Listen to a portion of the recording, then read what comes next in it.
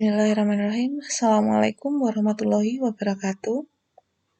Pada pertemuan keempat ini, kita akan membahas tentang gelombang mekanik. Jadi ini pertemuan pertama untuk KD 3.8 atau pertemuan keempat untuk semester ini. Jadi untuk gelombang mekanik, ini ada peta konsepnya. Peta konsepnya itu nanti apa saja yang kita pelajari. Yang pertama, berdasarkan arah getarnya, itu ada gelombang transversal dan longitudinal. Kemudian, besaran pada gelombang gelombang mekanik, itu besaran apa saja. Kemudian, yang terakhir adalah sifat-sifat dari gelombang mekanik. Jadi ada refraksi, refleksi, interferensi, dan difraksi. Kemudian, yang pertama yang kita pelajari adalah ini. Berdasarkan arah rambatnya tadi ada dua, ada gelombang transversal dan longitudinal. Apa itu gelombang transversal? Itu adalah gelombang yang arah lambatnya tegak lurus dengan arah getarnya. Maksudnya bagaimana? Maksudnya, ini ya kalau dilihat ya ini. Ini untuk arah getar dari gelombang transversal itu adalah naik turun. Jadi getarannya dia naik sampai bukit, turun lagi, lembah, bukit, lembah, bukit. Itu adalah arah getarnya. Tapi dia merambat arahnya ke kanan. Berarti antara arah getar yang arahnya vertikal, naik turun tadi ya, sedangkan arah rambatnya dia berjalannya ke kanan. Berarti arah horizontal. Antara arah getar yang vertikal dan arah rambat yang ke kanan tadi horizontal itu berarti tegak lurus. Maka itu kita menyebutnya adalah gelombang transversal. Contohnya ada pada gelombang tali dan gelombang bunyi. Yang kedua, ada gelombang longitudinal. Apa itu gelombang longitudinal? Kalau yang transversal tadi antara arah getar dan arah rambatnya itu saling tegak lurus, maka yang longitudinal ini searah. Nah, maksudnya searah bagaimana? Jadi ini merapat, meregang, merapat, meregang. Ini gerakannya kan ke kanan, kiri, rapat, regang. Berjalannya juga ke kanan. Berarti antara arah getarnya, rapat, regang, yang arahnya horizontal, berjalannya juga horizontal. Maka itu dikatakan searah atau sejajar antara arah rambat dengan arah getar. Seperti itu ya untuk pengertian longitudinal. Nah, sekarang berikutnya, besaran-besaran apa saja yang akan kita pelajari pada gelombang mekanik ini. Yang pertama ini, kita dua dulu nih ya, karena ini hampir mirip antara simpangan dan amplitudo, sama-sama satuannya meter. Yang membedakan apa simpangan dengan amplitudo? Jadi kalau simpangan itu adalah jarak terjauh, jarak dari titik seimbang ini. Jarak antara gelombang arah getar ini tadi dengan titik seimbang. Titik seimbangnya mana toh? Garis horizontal ini loh. Jadi dia kan bergerak naik, turun seperti itu. Nah, simpangannya itu ini setiap di sini. Nah, setiap saat, setiap waktunya kan beda. Oh, pada detik ke ini simpangannya setinggi ini. Pada detik ke ini simpangannya setinggi ini. Pada detik ke ini simpangannya setinggi ini. Sampai suatu waktu ini simpangan maksimal. Jadi ini puncaknya. Maka simpangan maksimal ini yang kita sebut dengan amplitudo. Jadi amplitudo itu bisa yang arahnya ini ke atas ataupun yang arah ke lembah, yang ke bawah. Ini sama-sama simpangan terjauh. Maka kita menyebutnya adalah amplitudo. Ya, tahu bedanya ya. Kalau simpangan secara umum itu adalah simpangan setiap detiknya, setiap saatnya yang selalu berubah-ubah. Detik ini sekian, detik ini sekian, detik ini sekian, sekian. Kalau amplitudo itu adalah simpangan maksimalnya atau puncaknya. Ini tingginya berapa? Tingginya berapa? Kita menyebutnya sebagai amplitudo. Berikutnya, panjang gelombang. Panjang gelombang itu yang dimaksud apa kawan? Jadi pengertiannya ada beberapa. Panjang gelombang, ini kalau di sini ya, satu gelombang, jarak antara dua puncak yang berdekatan, boleh. Ini satu gelombang, simbolnya adalah lambda, atau jarak antara dua lembah yang berdekatan. Lembah yang berdekatan. Atau boleh satu bukit ditambah satu lembah. Semuanya satu gelombang. Apa ya atau benar seandainya ini jarak antara dua puncak yang berdekatan itu nilainya sama dengan satu bukit, satu lembah? Tentunya benar. Ketika ini satu gelombang kita jaraknya ini puncak ke puncak. Kalau ini yang pink ini saya potong, puncak ke puncak ya, berarti kan dari ini sampai ini satu gelombang. Kalau pink ini saya potong, saya sambung di sini, kan jadinya utuh lagi, satu bukit, satu lembah. Atau misalkan jarak antara dasar lembah dengan dasar lembah. Nah, jarak antara dasar lembah dengan dasar lembah. Ini ketika lembah ini yang separuh ini saya potong, saya gabungkan di sini, maka akan utuh satu lembah dan satu bukit. Oh, berarti ini juga satu gelombang. Jadi macam-macam ya. Jadi ini kalau di total hasilnya sama. Satu bukit, satu lembah. Dari puncak ke puncak ini totalnya juga ini setengah puncak, satu lembah, setengah puncak. Setengah puncak tambah setengah puncak jadinya satu puncak. Satu puncak dan satu lembah. Berujung sama. Paham ya maksud saya? Nah, berikutnya frekuensi dan periode gelombang. Nah, ini saya buat berdampingan karena memang ini mirip. Frekuensi adalah banyaknya gelombang yang terbentuk setiap detik. Nah, dalam satu detik itu ada berapa banyak gelombang? Misal, saya beri contoh. Ini ada berapa gelombang ini? Ada 2 gelombang. Misal 2 gelombang ini butuh waktu setengah detik. 2 gelombang saja waktunya setengah detik. Berarti kalau 1 detik terjadi berapa banyak gelombang? Tentunya 4. Maka frekuensinya adalah 4 gelombang setiap detik. Jadi per detiknya itu ada berapa banyak gelombang. Seperti itu ya. Sedangkan periode, waktu yang dibutuhkan gelombang untuk menempuh satu panjang gelombangnya. Jadi waktu yang diperlukan untuk satu kali lambda. Nah ini, satu lambda atau satu panjang gelombang tadi berapa? Satu bukit, satu lembah. Segini ini butuh waktu berapa lama? Jadi satu bukit, satu lembah. Kalau yang ini tadi maaf ini tadi 2 gelombang butuh waktu setengah sekon ya. Berarti satu gelombangnya berapa? Satu gelombangnya seperempat sekon. Oh, segini ini seperempat sekon. Maka periodenya adalah seperempat sekon. Nanti kita bahas di belakang, kita detailkan lagi. Kemudian yang terakhir yang kita bahas tentang besaran fisiknya adalah cepat lambat gelombang. Jadi ini jarak yang ditempuh gelombang tiap satu satuan waktu. Jadi pengertian cepat lambat selalu itu ya. Kalau jadi jarak yang ditempuh gelombang per detiknya itu adalah berapa? Lanjut. Nah, seperti yang saya sampaikan tadi, kita bahas detailnya di sini. Ini tentang frekuensi dan periode.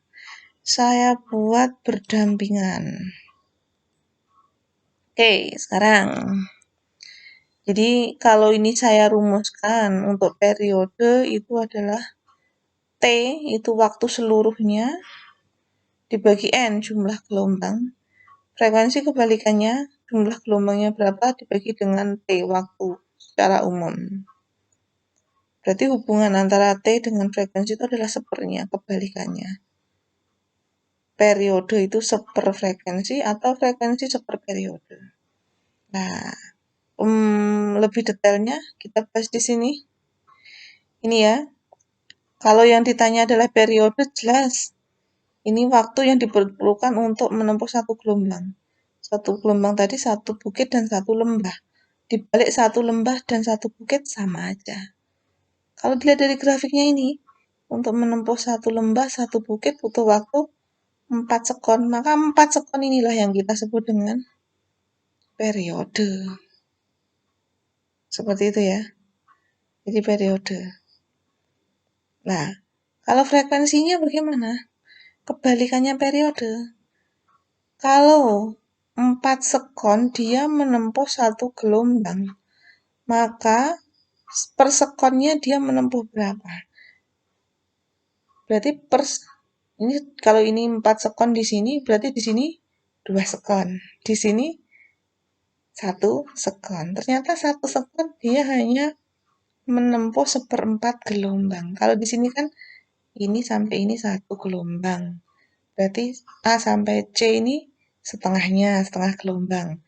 A sampai B berarti seperempat gelombang. Oh, ternyata selama 1 sekon hanya menempuh seperempat gelombang. Maka seperempat inilah yang kita sebut dengan frekuensi. Itu ya, bedanya di situ. Kalau periode waktu untuk satu gelombang, 4 sekon. Nah, kalau ini kita masukkan dalam rumus, oke, mudah saja. Ini ada satu gelombang, 2 gelombang. Satu lembah, satu bukit, satu gelombang, satu lembah, satu bukit, satu gelombang lagi.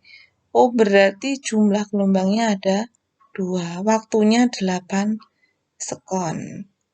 Untuk mencari frekuensi, jumlah gelombang dibagi waktu. 2/8. Oh, seperempat S. Seperti yang saya sampaikan tadi, betul kan?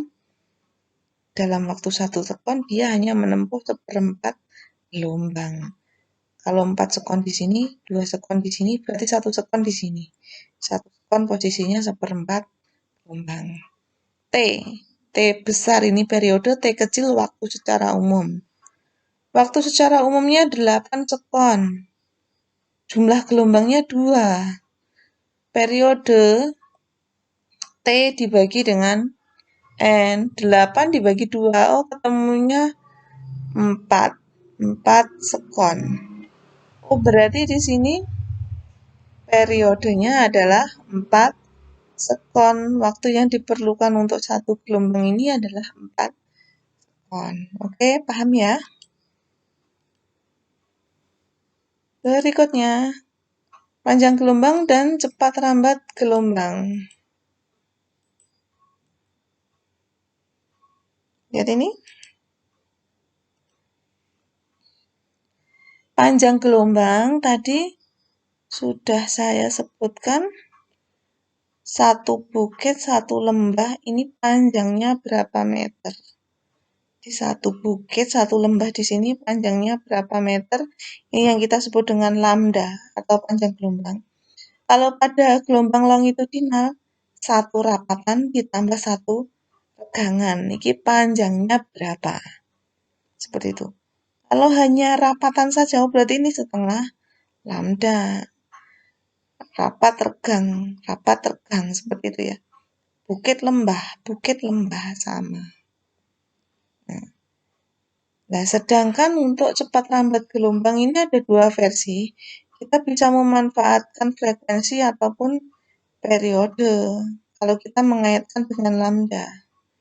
Jadi, cepat lambat bisa lambda, satu gelombang tadi panjangnya berapa, panjang satu gelombang dibagi dengan T.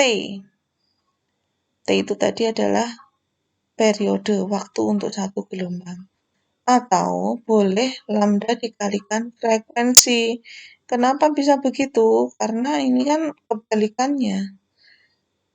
Kalau frekuensi itu 1/T atau T sama dengan 1 per frekuensi, boleh. Maka rumusnya kalian bisa menggunakan ini ataupun ini, tergantung yang di soal itu yang diketahui yang mana. Kita masih menggunakan soal yang tadi ya. Ini pencarian frekuensi dengan periode saya tulis ulang di sini, gambarnya juga sama. Kita mau mencari cepat rambat. Ada dua versi di sini. Kita bisa memanfaatkan periode, bisa memanfaatkan frekuensi. Apakah hasilnya nanti sama? Harusnya sama ya. Jadi V itu adalah lambda dibagi T. Panjang gelombangnya tadi sudah ketahuan dia 2 meter.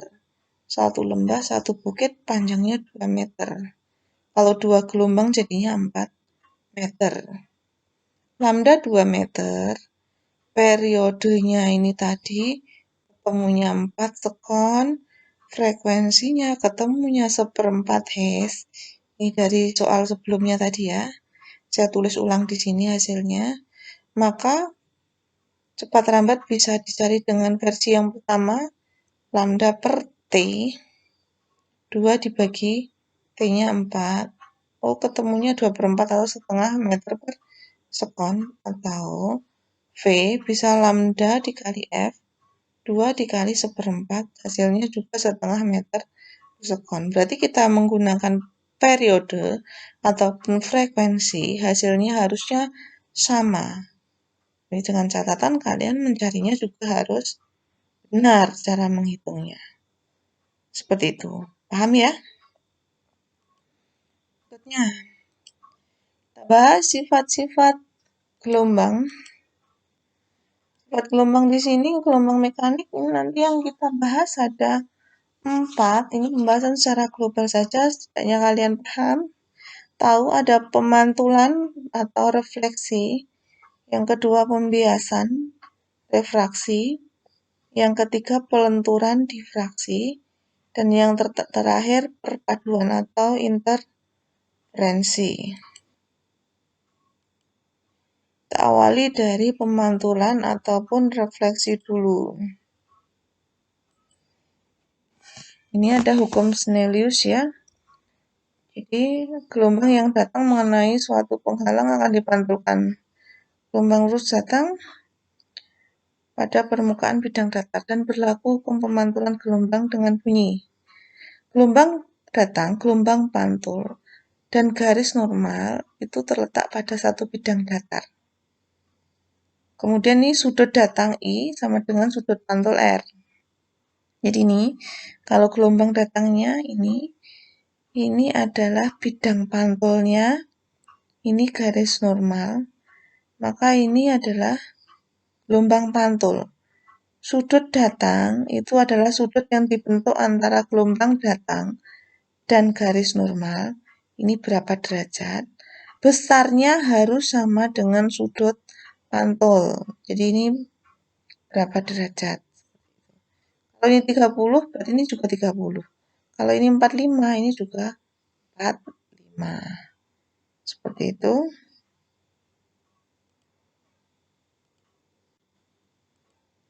Yang kedua, itu adalah pembiasan.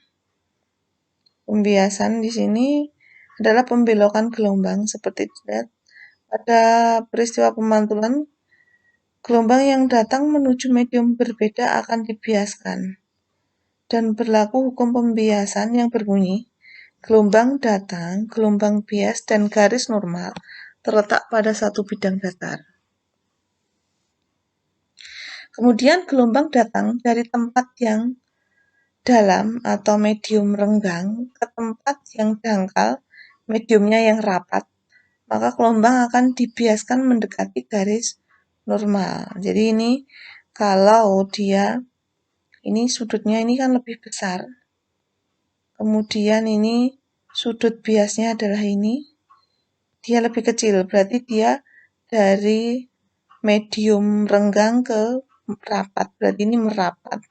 Atau kebalikannya, seandainya ini dari rapat ke renggang, berarti nanti ini akan merenggang. Jadi sudut biasnya lebih besar.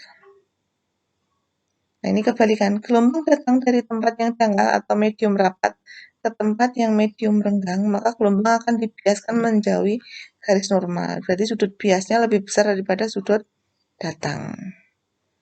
Ya, ini yang penting kalian tahu saja secara umum pembiasan itu maksudnya bagaimana. Jadi ketika melewati dua medium yang berbeda ternyata gelombang itu tidak merambat lurus tetapi mengalami proses membelok. Nah, yang ketiga difraksi gelombang atau pelenturan.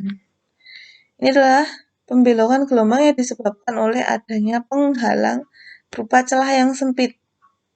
Celah bertindak sebagai sumber gelombang berupa titik dan gelombang yang melalui celah dipancarkan berbentuk lingkaran dengan celah tersebut sebagai pusatnya. Jadi misalkan ini ada satu gelombang air kemudian dia melewati celah. Maka nanti akan muncul gelombang baru dari celah tersebut. Maksudnya seperti itu. Jadi ini ketika melewati celah yang sempit, oh ternyata akan muncul gelombang yang baru. Jadi pembelokan. Yang terakhir itu adalah perpaduan atau interferensi. Interferensi itu adalah penggabungan dari dua gelombang atau lebih. Jadi ada dua nanti ya. Ada interferensi konstruktif. Ada interferensi konstruktif dan ada interferensi destruktif. Konstruktif itu jika saling menguatkan. Jadi ini kalau dia fasenya sama. Jadi ini, oh ini ada dua gelombang. Fasenya sama. Dia maksudnya fasenya sama bagaimana? Ini berjalannya barengan. Ini bukit, lembah, bukit, lembah. Ini juga bukit, lembah, bukit, lembah. Bukit ketemu bukit, jadi double bukit. Lembah ketemu lembah, double lembah. Berarti ini saling menguatkan. Bukitnya jadi dua kali semula tingginya, lembahnya juga dua kali semula. Ini saling menguatkan. Maksudnya seperti itu ya. Jadi kalau dia sepase, sudutnya sama, maka dia akan saling menguatkan. Maka kita menyebutnya sebagai konstruktif. Lah yang destruktif itu saling melemahkan atau saling meniadakan. Ini terjadi kalau fasenya berlawanan. Berlawanan bagaimana? Satu gelombang membentuk bukit, satunya justru membentuk lembah. Jadi ini bukit dengan lembah. Oh, berarti kan ini saling mengenalkan. Iya apa enggak? Jadi lemah ini nanti ujung-ujungnya akan berupa garis lurus. Ini bukit ketemu lembah. Kan ini saling melemahkan. Lembah ketemu bukit. Melemahkan lagi. Bukit ketemu lembah. Nah, seperti itu. Maka nanti dia akan membentuk garis lurus. Kalau konstruktif tadi saling menguatkan, gelombangnya semakin tinggi. Kalau destruktif saling melemahkan. Ya, ini untuk materi kita hari ini sampai di sini ya. Jadi nanti ini silakan kalian pelajari lagi, silakan diputar ulang kalau kalian belum paham. Nanti kalau ada yang mau ditanyakan boleh ditanyakan. Oke, saya akhiri pertemuan hari ini. Assalamualaikum warahmatullahi wabarakatuh.